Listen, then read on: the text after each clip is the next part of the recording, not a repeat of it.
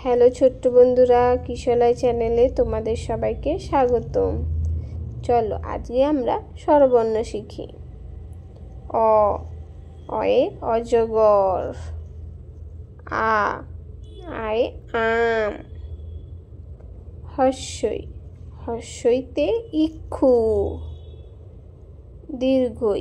দীর্ঘইতে eagle, হস্যুতে উট,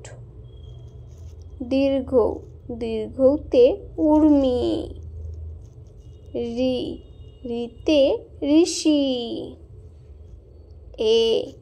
এতে একতারা,